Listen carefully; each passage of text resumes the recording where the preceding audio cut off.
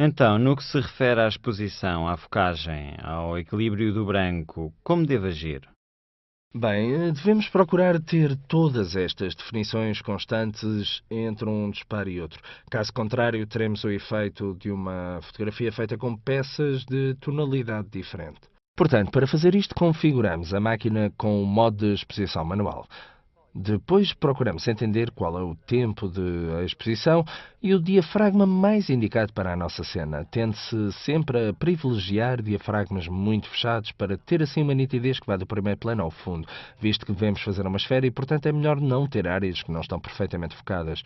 Uma vez definida a exposição, avaliamos também a luminosidade presente, visto que devemos realizar uma imagem a 360 graus e então temos que mediar entre as áreas de maior Aqui. luminosidade e de maior sombra, Sim. quer à frente, quer atrás de nós. Em seguida, fazem-se os disparos de teste, procurando avaliar a exposição e busca-se a que dê o melhor rendimento, seja nas luzes altas, seja nas sombras.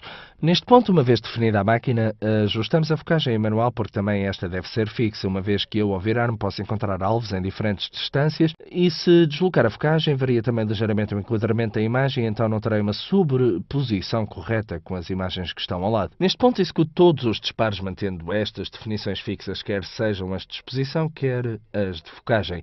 É necessário terem atenção ao equilíbrio do branco, visto que ao rodar posso encontrar na cena fontes luminosas de tipo diverso. Por um lado posso ter a luz do sol, por outro posso ter um candeeiro que produz uma luz artificial e também neste caso procura fazer um equilíbrio do branco para a fonte luminosa principal e mantê-la fixa mesmo rodando. Assim, na nossa panorâmica teremos uma reprodução constante das tonalidades cromáticas. Disseste que a focagem deve ser constante, certo? Uhum. Ok, mas se eu ao rodar a máquina tiver alvos que estão a diferentes distâncias, como faço para ter tudo em foco? É por esse motivo que te aconselhava a usar aberturas de diafragma muito fechadas, isto para aumentar a profundidade Profundidade de de campo. campo. E depois talvez fosse aconselhável usar a distância hiperfocal para ficar assim no ponto que otimiza a extensão da profundidade de campo.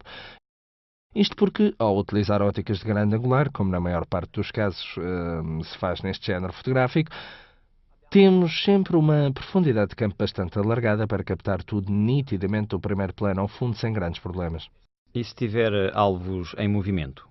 Essa é uma outra complicação que se pode encontrar ao tentar fazer este tipo de captura, visto que eu, ao disparar mais imagens em momentos diferentes, arrisco-me a encontrá-los posicionados de forma diferente na minha imagem. Portanto, se utilizar uma grande angular que tenha um bom ângulo de campo, posso tentar incluí-los num disparo e depois excluí-los dos outros, de maneira a fazê-los aparecer na minha imagem final. A coisa é mais complexa quando se usa uma objetiva que tem uma focal mais comprida e por isso tenho que fracionar a minha esfera em mais disparos. Torna-se difícil reproduzir o alvo que se move em apenas um disparo e excluí-lo de todos os outros. Neste caso é preciso ter atenção se existem pessoas e pedir-lhes a gentileza de se desviarem ou então evitarem mover-se demasiado de um ponto para outro. Alguns profissionais usam precisamente os fisheye para este tipo de imagem porque com 4 simples disparos são capazes de fazer toda a esfera e assim têm apenas 4 pontos de ligação entre as imagens, limitando assim ao mínimo este problema. Imagino que é preciso praticar muito. Sim, sem dúvida. Agora, uma outra coisa. Antes falavas de navegabilidade. O que significa exatamente? Falava de navegabilidade precisamente porque, quando tivermos construído esta esfera, unindo todas as imagens, graças, como já te disse antes, à tecnologia QuickTime VR, onde o VR significa Virtual Reality, temos a possibilidade de mostrar estas imagens através de um browser da internet. De facto, o grande potencial desta tecnologia é de poder ser usada em qualquer sítio web ou ainda ser navegável por meio de browsers da internet e ainda por cima o plugin é muito leve e gratuito, portanto acessível a todos. Podemos ver esta esfera movendo-nos no interior da mesma, simplesmente movendo o botão do rato e deslocando. Esta tecnologia inclui depois outras potencialidades, visto que eu, no interior de um único panorama, ou seja, de uma única esfera, posso introduzir áreas sensíveis, as chamadas hotspot, que, quando tocadas, podem enviar-me para outras imagens, por exemplo, outras panorâmicas. Então posso criar no interior de um ambiente um percurso por pontos onde posso navegar pelos vários compartimentos, ou ter referências a outro tipo de ficheiro que podem ser outras imagens.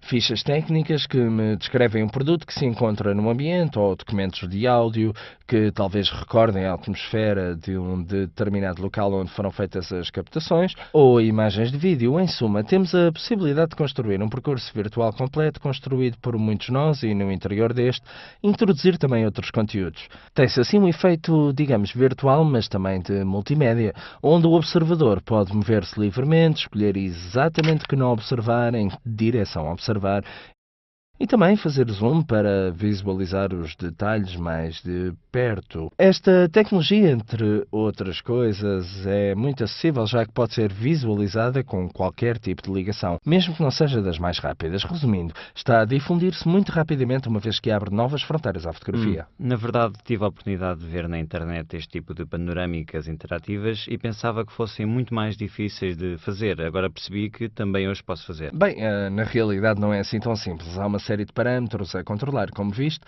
Em resumo, trata-se de, para além dos equipamentos necessários, porque necessitas mesmo de uma cabeça panorâmica, também parâmetros respeitantes à exposição focagem, embora com algum conhecimento e às vezes também com um pouco de bricolagem, consegue-se realizá-los. Considera que na internet se encontram também muitos grupos de discussão onde os utilizadores constroem sozinhos cabeças panorâmicas, adaptando-as às suas máquinas. Em suma, consegue-se fazê-las, mas é preciso muita prática.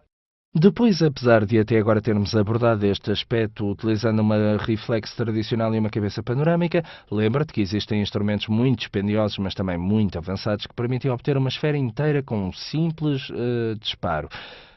E para tal possuem uma cabeça motorizada que, uma vez perdido o botão, roda em todas as direções para captar as imagens e também para montá-las. Alguns destes utilizam também a tecnologia do HDR, tentando assim os valores de luminância em todas as partes do enquadramento durante a rotação. Mas isto é realmente incrível, que se possa fazer toda a panorâmica com um disparo. Sim, de facto, mas considera que são equipamentos muito caros e reservados apenas aos profissionais que trabalham com este tipo de imagens. Um dia também serei um.